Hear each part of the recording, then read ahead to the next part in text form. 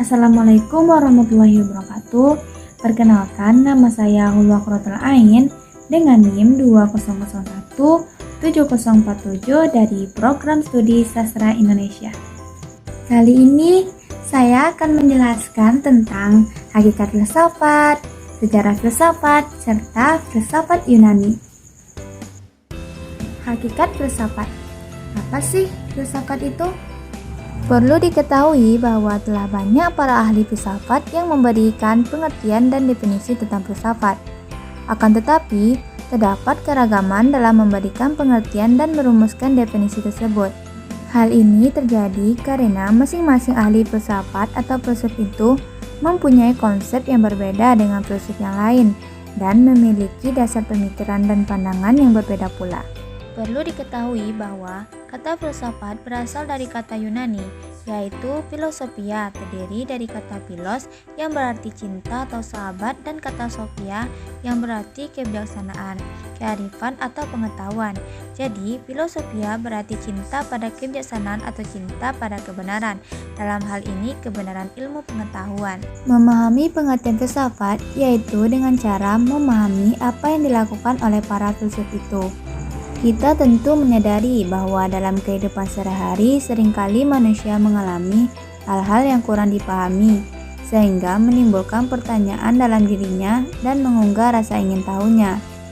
Banyak peristiwa yang terjadi dalam alam ini yang sangat menakjubkan, yang menimbulkan kekaguman, bahkan yang menakutkan.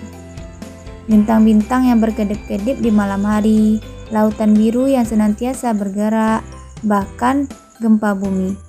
Anda ingat peristiwa tsunami di Aceh dan di beberapa tempat yang menghancurkan bangunan-bangunan yang memakan banyak korban adalah beberapa contoh peristiwa alam yang dahsyat.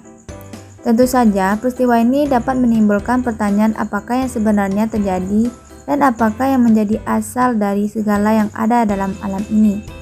Hal ini pula lah yang menjadi pertanyaan dan pemikiran bagi beberapa orang pada masa sekitar 600 hingga 200 tahun sebelum Masehi di Yunani. Sejarah filsafat zaman Yunani kuno 6 sebelum Masehi sampai 6 Masehi. Kelahiran pemikiran filsafat diawali pada abad ke-6 sebelum Masehi yang ditandai oleh runtuhnya mite-mite dan dongeng-dongeng yang selama ini menjadi pembenaran setiap gejala alam. Filsafat Yunani yang telah berhasil mematahkan berbagai mitos tentang kejadian dan asal-usul alam semesta, dan itu berarti dimulainya tahap rasionalisasi pemikiran manusia tentang alam semesta. Cara berpikir ini berlangsung sampai abad ke-6 sebelum Masehi. Sedangkan sejak abad ke-6 sebelum Masehi, orang mulai mencari jawaban rasional tentang asal-usul dan kejadian alam semesta. Periode Yunani kuno ini lazim disebut periode filsafat alam. Dikatakan demikian karena pada periode ini ditandai dengan munculnya para ahli pikir alam, di mana arah dan perhatian pemikirannya kepada apa yang diamati di sekitarnya. Mereka membuat pertanyaan-pertanyaan tentang gejala alam yang bersifat filsafati, berdasarkan akal pikir dan tidak berdasarkan mitos belaka. Mereka mencari asas yang pertama dari alam semesta yang sifatnya mutlak, yang berada di belakang segala sesuatu yang serba berubah. Filosof yang mengembangkan filsafat pada zaman Yunani yang begitu ramai dipersoalkan sepanjang sejarah yaitu Socrates. Setelah itu, Plato meneruskan keaktifan Socrates dengan mengarang dialog-dialog seperti gurunya. Plato berpendapat bahwa berfilsafat artinya mencari kebijaksanaan atau kebenaran, dan oleh karena itu dapat dimengerti bahwa mencari kebenaran itu dilakukan secara bersama-sama dalam suatu dialog. Pemikiran filsafat Yunani kuno mencapai puncaknya pada masa Aristoteles. Ia mengatakan bahwa tugas utama ilmu pengetahuan ialah mencari penyebab objek yang diselidiki. Kekurangan utama para filosof sebelumnya adalah mereka tidak memeriksa semua penyebabnya. Zaman pertengahan 6 Masehi sampai 16 Masehi. Pada masa pertengahan ini terdapat periode yang membuat perkembangan filsafat tidak berlanjut, yaitu pada masa skolatik Kristen. Hal ini dikarenakan pihak gereja membatasi para filsuf dalam berpikir, sehingga ilmu pengetahuan terhambat dan tidak bisa berkembang. Karena semuanya diatur oleh doktrin-doktrin gereja yang berdasarkan keyakinan. Apabila terdapat pemikiran-pemikiran yang bertentangan dari keyakinan para gerejawan, maka filosof tersebut dianggap murtad dan akan dihukum berat sampai pada hukuman mati. Secara garis besar, filsafat abad pertengahan dapat dibagi menjadi dua periode, yaitu periode skolatik Islam dan periode skolatik Kristen. Pada periode skolatik Islam, para filsuf Islamiyah yang pertama mengenalkan filsafatnya Aristoteles, diantaranya adalah Ibnu Rashid. Ia mengenalkan kepada orang-orang barat yang belum mengenal filsafat Aristoteles. Para ahli pikir Islam yang lain atau skolatik Islam yaitu Al-Kindi, Al-Farabi, Ibnu Sina, Al-Ghazali, dan lain-lain. Mereka itulah yang memberi sumbangan sangat besar bagi para filsuf Eropa yang menganggap bahwa filsafat Aristoteles, Plato, dan Al-Quran adalah benar. Namun dalam kenyataannya bangsa Eropa tidak mengakui atas peranan ahli pikir Islam yang menghantarkan kemodernan bangsa Barat. Pada masa ini skolatik Kristen, kekuasaan agama masih begitu berpengaruh terhadap perkembangan kehidupan filsafat, khususnya di kawasan Eropa. Adanya tren perbudakan membuat para pemikir ahli terbatas hanya dari kaum agamis yang berada di gereja saja. Karena mereka yang di luar gereja terlalu sibuk dengan urusan melayani orang lain, daripada memikirkan hal-hal yang tidak mengenyangkan seperti filsafat. Pada masa inilah perkembangan filsafat dan ilmu pengetahuan sangat buruk, karena pihak gereja membatasi dan melarang para filsuf dalam berpikir, sehingga ilmu pengetahuan dan filsafat tidak berkembang. Zaman Renaissance 14 Masehi sampai 16 Masehi. Renaissance adalah suatu zaman yang sangat menaruh perhatian dalam bidang seni lukis, patung, arsitektur, musik, sastra, filsafat, ilmu pengetahuan, dan teknologi. Zaman Renaissance terkenal dengan era kelahiran kembali kebebasan manusia dalam berpikir. Pada masa ini, manusia mulai berpikir secara baru dan secara beransur-ansur melepaskan diri dari otoritas kekuasaan gereja yang selama ini telah membatasi manusia dalam mengungkapkan kebenaran filsafat dan ilmu pengetahuan. Proses melahirkan kembali ini terjadi pada abad ke-15 dan 16, dan yang melahirkan kembali kebudayaan Yunani dan Romawi kuno ini adalah orang-orang yang biasa disebut kaum humanis. Renaissance dianggap sebagai masa peralihan dari abad pertengahan ke zaman modern. Dengan demikian, ia memiliki unsur-unsur abad pertengahan dan modern, unsur-unsur keagamaan dan Provence, otoriter, dan individualitis. Tetapi, ini semua tak berarti pengingkaran bahwa Renaissance umumnya dianggap sebagai suatu titik peralihan di dalam sejarah kebudayaan Barat. Pada saat ini, manusia mulai dianggap sebagai pusat kenyataan.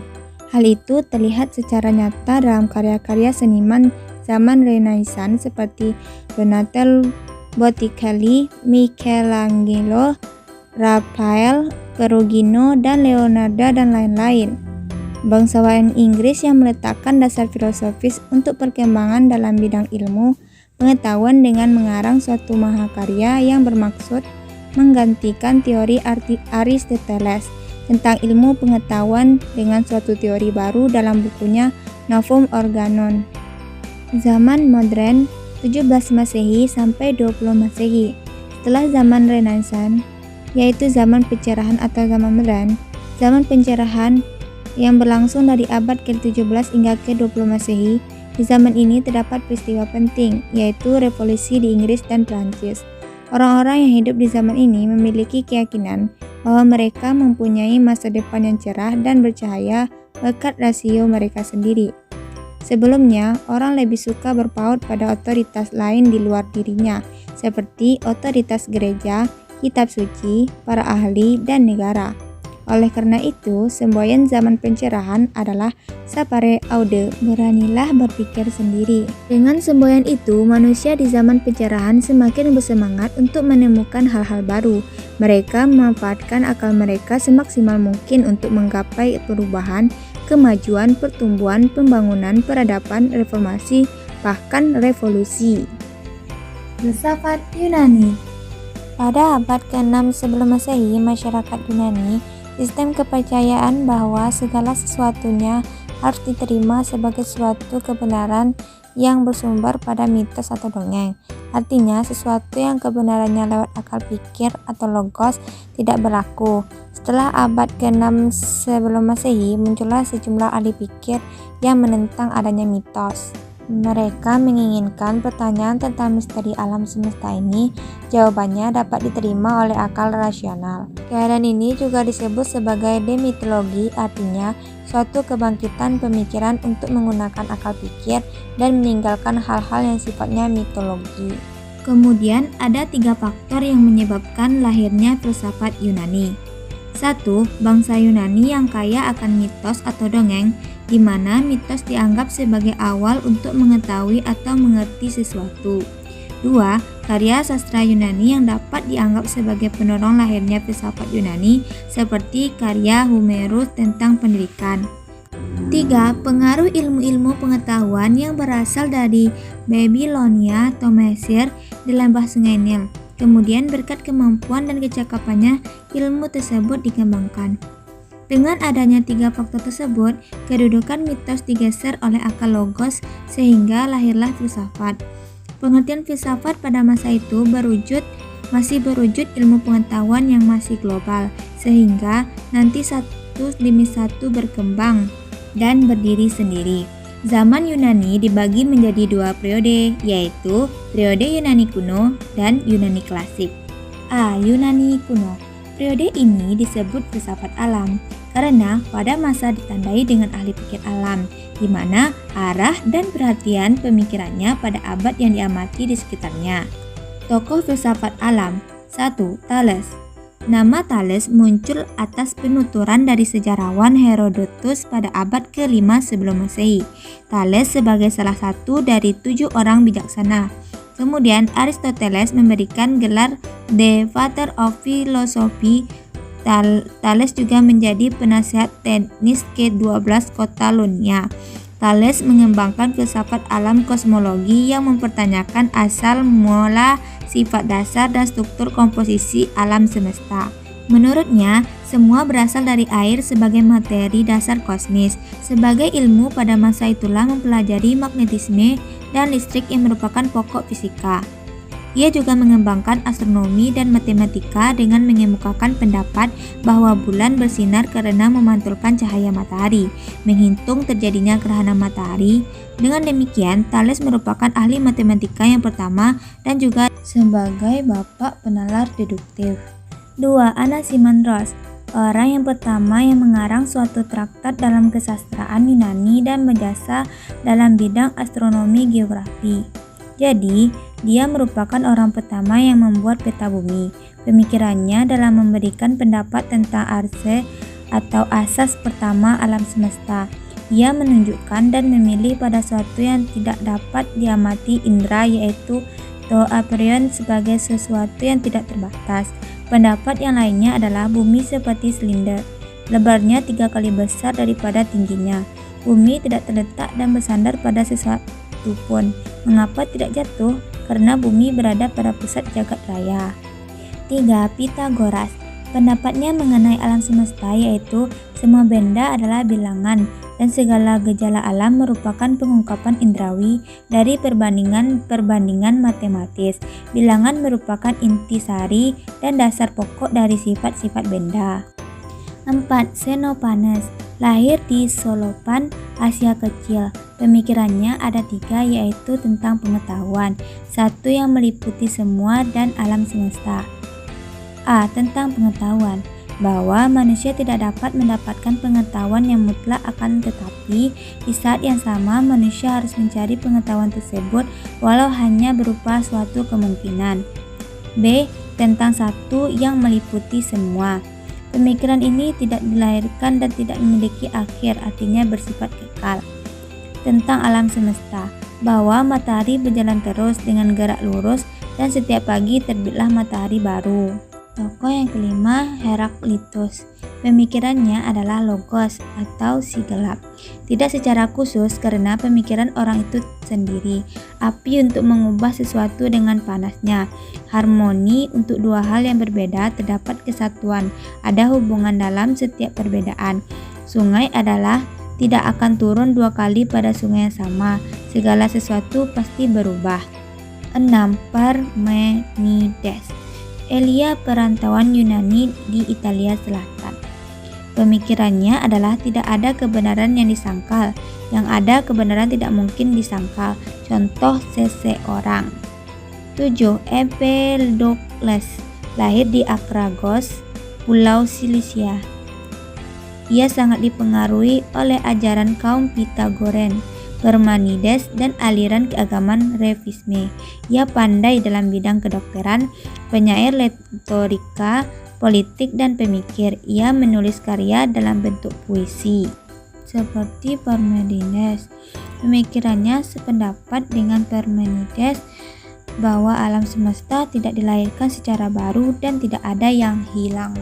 8. Anaxagoras dilahirkan di Clazomenae, Ionia. Pemikirannya adalah realitas tidaklah satu tapi terbagi menjadi beberapa unsur dan tidak dapat dibagi, yaitu atom.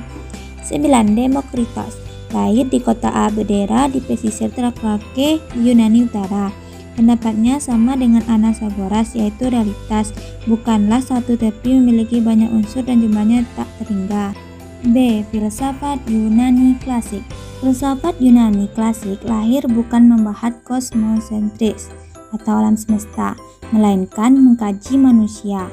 Menurut aliran antroposentris, manusia sebagai makhluk yang memiliki banyak potensi seperti pikiran, pergaulan, dan sebagainya, sehingga manusia layak menjadi bagian dari filsafat dalam hidupnya. Aliran yang mengawali periode Yunani Klasik adalah sofisme. Kata sophos berarti arif atau pandai, yaitu gelar bagi mereka yang memiliki kearifan dalam menjalani kehidupan. Periode Yunani Klasik, perkembangan filsafat menunjukkan kepastian, yaitu ditandainya semakin besar minat orang terhadap filsafat. Zaman klasik bermula dengan Socrates, tetapi Socrates belum sampai kepada sesuatu seperti filosofi yang memberikan nama klasik kepada filosofi itu. Sistem ajaran filosofi klasik baru dibangun oleh Plato dan Aristoteles berdasarkan ajaran Socrates tentang pengetahuan dan etik beserta filosofi alam yang berkembang sebelum Socrates. Berbeda dengan filsafat Yunani kuno, tokoh-tokoh filsafat Yunani klasik lebih senang menggunakan akal mereka untuk meneliti tentang manusia. Salah satu tokohnya yang terkenal adalah Socrates.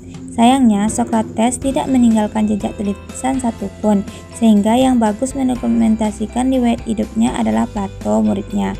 Mengenai ide Socrates, itu bagus dengan mengajak kaula muda memahami hidup sebagai manusia yang beretik dan bermoral.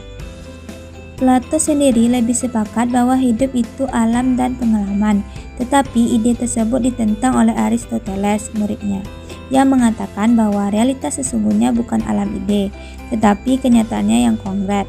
Pada zaman Aristoteles inilah, filsafat Yunani klasik mengalami masa keemasan dengan metode berpikir sistematis yang ditemukannya.